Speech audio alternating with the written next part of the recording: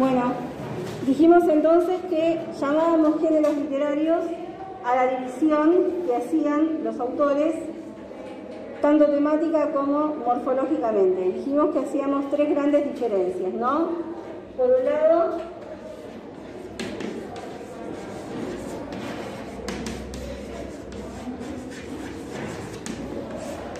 narrativa. Por el otro, poesía. En algunos libros van a ver que dice lírico. Después les voy a explicar por qué vamos a poner poesía y no lírico.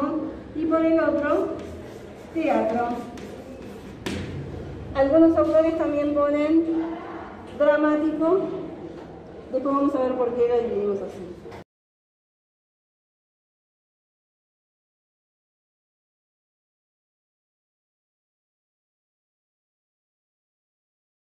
Narrativa tenemos de dos tipos. Narrativa extensa y narrativa breve. La narrativa extensa es cuando un texto que dijimos que está compuesto por oraciones tiene capítulos. ¿Cómo se llama? Novela. Muy bien, novela. Cuando un texto es breve, le llamamos cuentos. En realidad,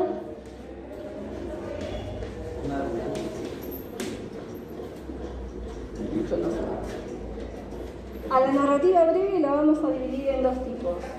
La narrativa tradicional y la narrativa moderna. ¿Cómo?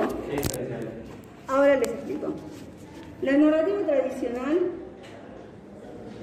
es aquella que el hombre va contando de generación en generación y que por eso no tiene autor.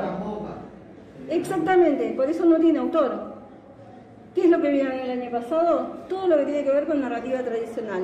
El hombre empieza a salir de las cavernas y trata de explicarse por qué el sol sale todos los días, por qué hay una montaña, por qué determinados ríos desembocan en algunos lugares. A estos cuentos o relatos tradicionales les vamos a llamar mitos y leyendas. Muy bien. ¿Cuál es la diferencia? Que la leyenda que uno se sabe que es verdad más o menos. No. Uno es imposible que sea verdad y otro no. El mito no es para decir de cómo se creó algo y la leyenda de algo. Buen punto, por ahí podríamos empezar. El mito generalmente es más antiguo y trata, el hombre primitivo trataba de explicar justo lo que yo decía, por qué sale el sol todos los días, la creación del mundo, por qué hay una montaña, por qué nieva, por qué cambian las estaciones. Y la leyenda generalmente es un relato que tiene algún piso de historia, o sea, tiene algún piso real. Les voy a dar un ejemplo. O sea, el mito es todo inventado, absolutamente. La leyenda tiene algo histórico real. Les doy un ejemplo. Troya. Por ejemplo, Troya se creía que era un mito. O sea, que era toda una historia inventada por Homero. Pero hubo un arqueólogo que en base a algunos datos geográficos que estaban en la Ilíada, que es la historia que relata la guerra de Troya, encontró una ciudad donde había personajes que aparecían en el libro, por ejemplo el rey Agamenón. Entonces a partir de ese momento Troya dejó de ser un mito y se convirtió en una leyenda. ¿Por qué? No sabemos si existió el caballo, si se pelearon por Helena, pero sí sabemos que hubo una ciudad muy importante que fue destruida por los aqueos y cuyo rey, que saqueó, se llamaba Agamenón, y que había un rey que se llamaba Príamo. Por eso la Ilíada es una leyenda. Otro ejemplo de leyenda, hay una leyenda argentina del norte de... no escuché. La Llorona. Ahí, bueno, vamos a buscar porque hay algunas que tienen algún viso real y otras no. Hay una leyenda argentina del norte que se llama La Telecita. La Telecita. La Telecita es de Santiago del Estero. Es la historia de una chica que se cuentan que vivía en los montes y que cuando había baile, había chacareras, bajaba bailando y era la que mejor bailaba. Cuentan también que, bueno, en esas fiestas dicen que tomaba mucho alcohol y dicen que una noche se le prendió fuego el vestido y que siguió bailando y bueno, hay relatos que dicen que se convirtió en un árbol, otros dicen que se hizo flor, otros dicen que subieron las cenizas. Sí. Entonces, a partir de ese momento, todavía es el día de hoy que en Santiago del Estero, cuando se hacen bailes, dejan un vaso de vino en homenaje a la Teresita. Y hay un montón de canciones que hablan sobre la Teresita. Les digo que es una leyenda, ¿por qué? Porque está basada en la historia de una persona, de una chica que se llamaba Telésfora Castillo, que murió quemada en un baile. ¿Qué es lo que no sabemos? Si era la que mejor bailaba, si mientras bailaba, si mientras se prendía fuego seguía bailando, si se convirtió en árbol, si se convirtió en estrellas, todo eso no lo sabemos, pero sí sabemos que existió. ¿Se entiende? Hércules es una leyenda, no es un mito. ¿Por qué? Porque hubo un personaje, hubo un soldado, hubo un capitán histórico que se llamaba Hércules. No sabemos si era hijo de Zeus. Tampoco sabemos si mató a la serpiente de 7 cabezas, pero sí sabemos que existió. ¿Se entiende la diferencia? ¿Cómo que nunca viste el No escuché. Nunca vi Hércules. ¿Nunca viste la película, nada? Casi, completamente Hércules. Tipo, te lo ordeno yo. Obligado, tenés que ver en lo posible la de La Roca. Pará, ¿jugaste el God of War?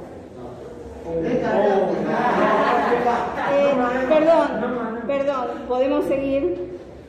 Bueno, entonces, narrativa tradicional, breve, no tiene autor, se diferencia en mitos y leyendas, y la diferencia entre mito y leyenda es que la leyenda siempre tiene algún dato histórico que es verdadero. Más allá que sea todo fantasía, algún dato es verdadero.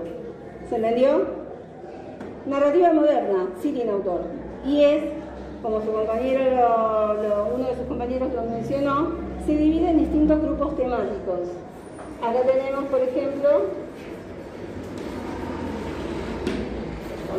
el cuento realista, el cuento fantástico, ¿qué más? Ese es un subgénero. Ciencia ficción, ¿qué más? Policial.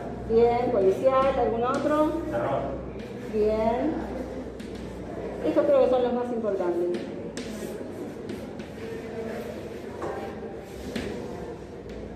Les pregunto, ¿esta clasificación se aplica a las novelas? Piensen, no hay novelas de terror, novelas de ciencia ficción. Sí, podría. Tranquilamente, se puede aplicar a las novelas. No puede aplicarse a los mitos y leyendas, pero sí a la novela y a la narrativa moderna y breve.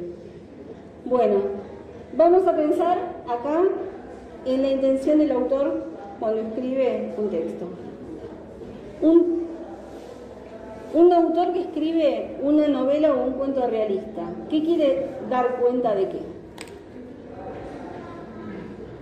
Si es realista. De la realidad. ¿Qué tipo de personajes van a aparecer? Hombres y mujeres. Hombres. Va a querer dar testimonio de algo. Algo verosímil. Algo verosímil. ¿Qué no va a aparecer? No va a aparecer gente volando. No van a aparecer duendes. ¿Cómo? Exactamente. Va a tratar de ser lo más parecido posible a la realidad.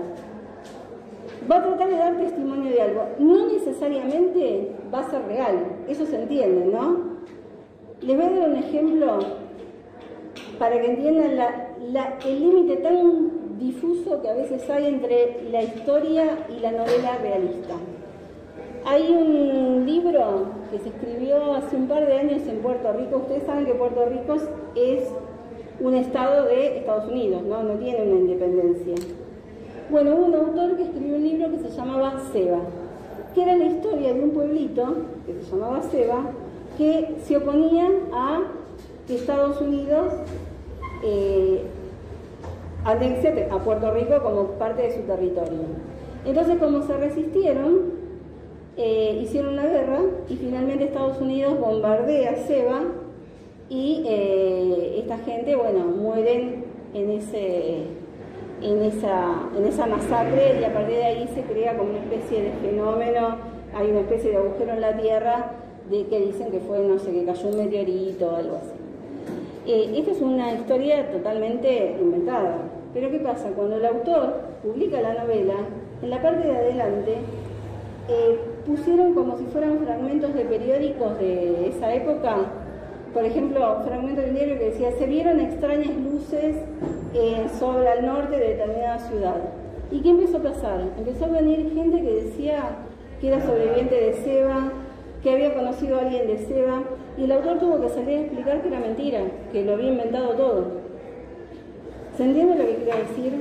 O sea, ¿cuál es la función de la novela realista? Dar cuenta de algo, de dar cuenta de la realidad de algo, pero no necesariamente tiene que ser real. No hay que comparar como el suceso con la historia.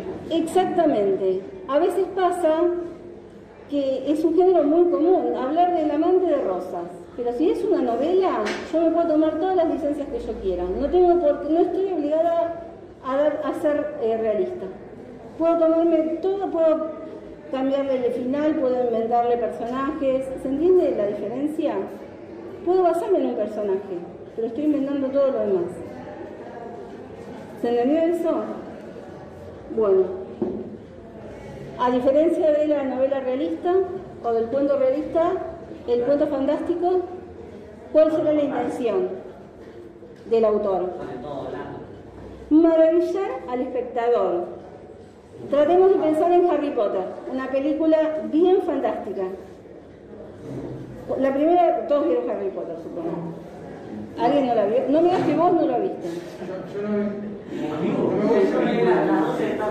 Yo te digo una cosa, te puedo perdonar que no hayas visto Hércules, pero no hayas visto Harry Potter ya es un problema. No, bueno, imagínense cualquier película fantástica. Digo Harry Potter porque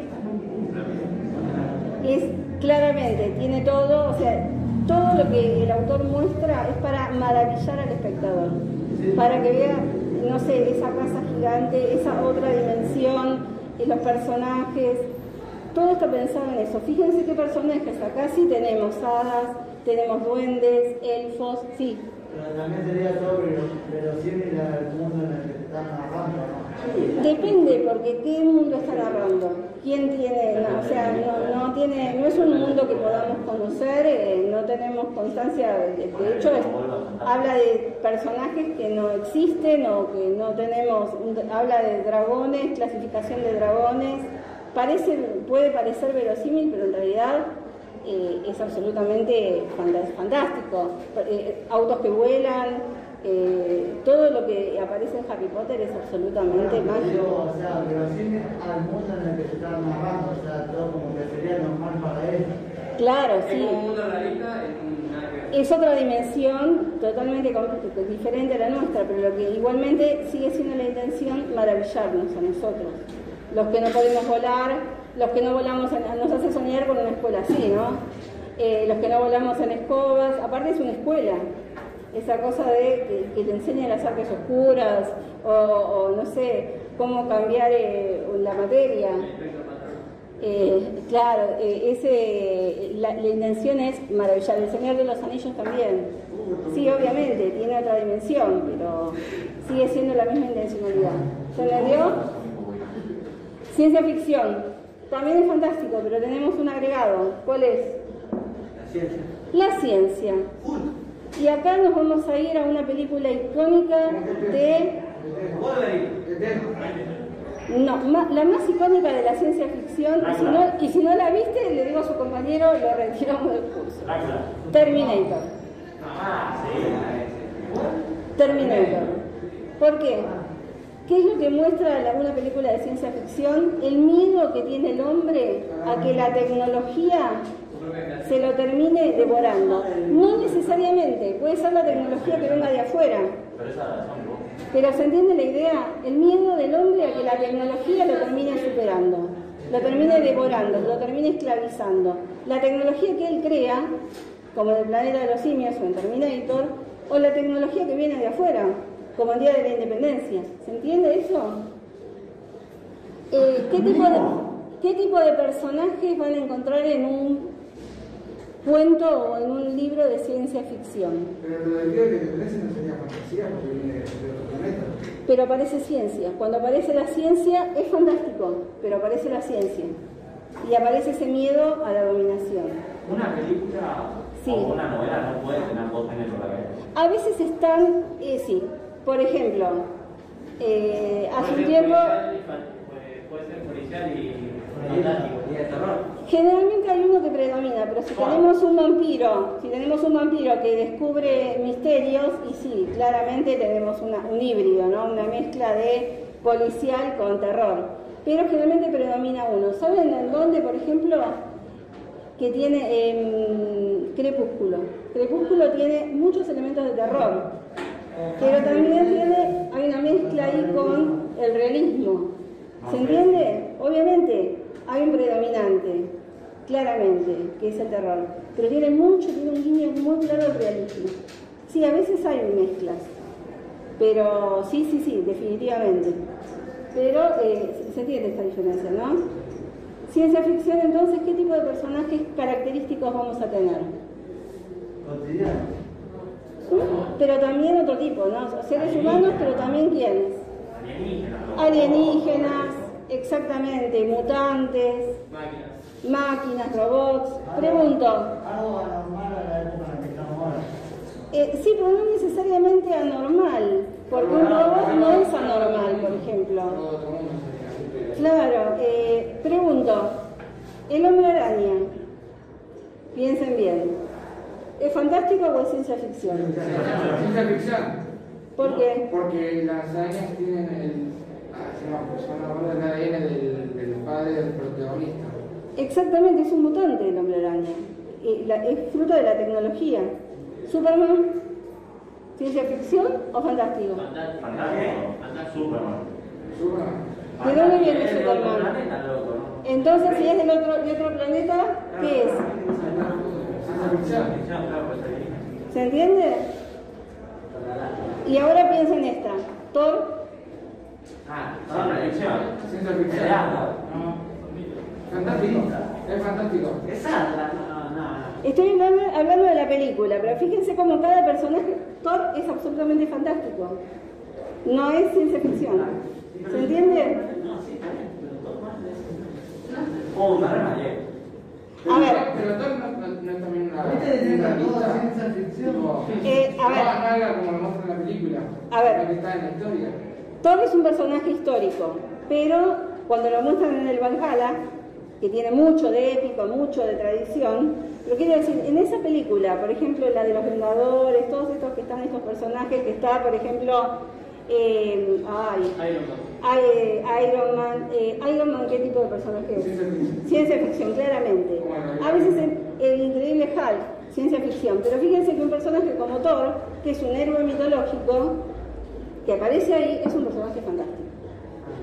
¿Se entiende? Igualmente, es lo que decían ustedes recién, está mezclado, pero se entiende que es como si pareciera Hércules. No viene de otro mundo, es un personaje mitológico. ¿Se entiende esto? La momia, la película. Fantástico.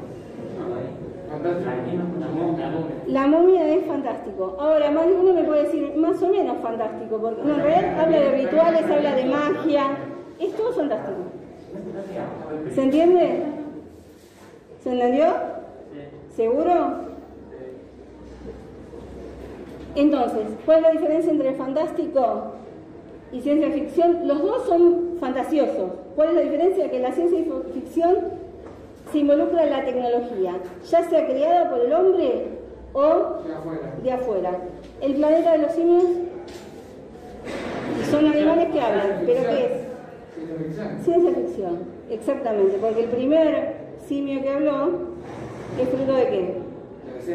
De la ciencia, de la educación del hombre, de los experimentos genéticos. ¿Se entiende eso? Policial. ¿Qué busca el autor de un cuento policial? Resolver un misterio, ¿no? Que el personaje, que nosotros, que los que leemos, resolvamos junto con el autor un misterio. Generalmente por eso dan pistas, aparecen personajes típicos y aparece una figura que no puede faltar, que es ¿quién? El detective o el investigador. Para que haya un policial, ¿qué es lo que no puede faltar? La figura del investigador y un delito, que puede ser un robo o puede ser un asesinato. ¿Se entendió? En un caso se ve como una serie de Exactamente. La casa de papel, bueno, a ver, es un híbrido, pero en la casa de papel, ¿qué sería? Piensen bien de esto. Bien, es realista, no tenemos nadie que huele, no tenemos, es realista.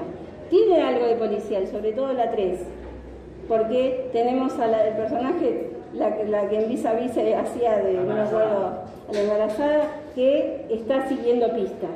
Eso es bien policial. Pero es realista. Trata de dar cuenta de la realidad, aunque se entiende que es una realidad que no existió, no pasó. Pero en policiales a veces hay recreaciones de robos. Hace poco vi la de una película argentina, El robo del siglo. Sí, la de Peretti. Bueno, los simuladores también es medio de policial. Claro, pero en los simuladores pero ahí es realista, claramente, y algunos son policiales. Pero en El robo del siglo es la historia de un robo que sucedió, que fue tan impresionante que se cuenta. Se lo llamó robo del siglo por ahí. Fíjense, ahí tenemos, por un lado es un policial, pero en realidad es un texto realista. Más allá que cuando uno cuenta una historia, aunque cuente la verdad, siempre pasa a ser su versión. Seguramente la versión de la persona que contó esa historia es diferente a la del policía que lo buscó, a la mujer esa, la esposa que fue abandonada y que denunció. ¿Se entiende, no? Nosotros en esta clase, termina esta clase y yo me voy a tomar un café con una amiga y me dice, ¿cómo te fue la clase? Yo voy a contar algo que va a ser parecido a la que leía, pero va a ser mi mirada, que a lo mejor es distinta de la de él, o la de... Sí, que no puede faltar. Que había una profesora enfrente, que conocieron hoy, que ustedes estaban con barbijo, pero ¿se entiende lo que yo digo? Cada mirada... Es la forma como nos contamos. Exactamente. Cada versión está condicionada por un montón de factores. El calor, si les gusta la materia, si me conocen de antes, incluso, no sé, el barbijo que tiene puesto. Cada cosa condiciona. O sea, quiero decir, a lo mejor me llama la atención el barbijo de ella y lo que cuento es, me llama la atención que había uno estampado de barbijo y al final resulta que había 4, pero yo vi uno solo. O sea, quiero decir, la mirada siempre está condicionada por la persona que lo narra. Para llegar a una historia absolutamente real tendríamos que ver varias versiones. Incluso en las historias de los libros. En los libros de historia es increíble como de una época a otra a veces personajes que han sido demonizados después son tratados como héroes o al revés. Siempre depende de la mirada. No digo que sea falso, sino que está condicionado por la mirada. Pero en literatura, a diferencia de la historia, no tiene la obligación de ser objetiva. ¿Se entiende eso? Policial, entonces, tiene que haber un detective. Un ejemplo de un cuento policial o de una película policial. Los Peaky Blinders sería valiente y policial, ¿no? Peaky Blinders es claramente realista. Trata de dar cuenta de una época. Yo no lo veo tanto como policial, porque en realidad no está contando un cuento policial. Son malos o es una pandilla que se abre camino. Es bien realista. ¿Cómo? CSI no la veo, pero sí, esa es policial. Sí, es policial. Van a ver un capítulo maravilloso que a mí me encanta, no quiere decir que a ustedes les vaya a gustar, que se llama, cuando veamos policial, que es una serie argentina que se llama Hermanos y Detectives, no sé si la vieron, es de Rodrigo de la Serna, bueno, es una película, es una serie que tuvo muchos capítulos y bueno, van a ver el primero, que para mí es un policial bárbaro y me parece que está bueno para entender el género. Los investigadores, algo así. Exactamente. Sí, está muy buena, man. Muy buena serie. Tienen a Sherlock Holmes, la película, fíjense que mezcla muchos elementos, pero es claramente un policial, desde que empieza hasta que termine. Todas las de Sherlock Holmes hay un misterio que tratan de resolver. Después, ¿cómo? Este año sale otra. Bueno, va a estar bueno. Después vamos a ver que hay dos tipos de policial. El policial tradicional y el policial negro. El policial negro está más basado en la psicología del asesino o del investigador. Pero después lo vamos a ver eso. Los policías cuando ponele que lo atan, dicen que pegan para que hable, eso sería todo negro y lo otro sería... No pasa por ahí. No, en realidad tradicional es cuando, ¿qué es el típico cuento policial? Es una casa, un lugar cerrado, un asesinato o un robo, y hay alguien tratando de descubrir quién fue. Todos son sospechosos. Ese es el tradicional. El negro está basado en la personalidad del asesino o del investigador. Sherlock es más un policial negro, está basado en la arrolladora personalidad de Sherlock. Ya sea en la serie, ya sea en las películas. Hay una película, Pecados Capitales, que está basada en... Claro, que está basada en la personalidad psicópata de ese asesino. Más que de las pistas, lo interesante ahí es la personalidad, esa personalidad enferma. ¿Se entiende? Exactamente. ¿Se entiende eso? Bueno, nos queda terror. ¿Cuál será la intención del autor de un cuento de terror? Va a intentar asustarnos. Y para eso tiene recursos claramente... La adrenalina es uno. ¿Cuál? La adrenalina. La adrenalina, sí, pero también la adrenalina puede hacernos, no sé, es cierto, ¿no? Provoca susto, pero también cuando nos maravillamos por algo también se produce adrenalina. El recurso de asustarnos, ¿cuál va a ser? Primero, el tema, bueno, de las distintas dimensiones, los personajes como los fantasmas, los psicópatas. ¿Cómo? ¿El qué? ¿Me escuché? Sí, pero fíjate que depende. En Harry Potter, fíjense que tenemos brujas. Pero es fantástico, porque no son brujas aterradoras. O sea, o incluso vampiros, ¿cómo? Sería magia en construcción. Tiene que ver con la intencionalidad. Una bruja, si aparece en un cuento de terror, va a ser para comerse a alguien, va a ser... La idea es que nos asustemos, que tengamos miedo de abrir una puerta.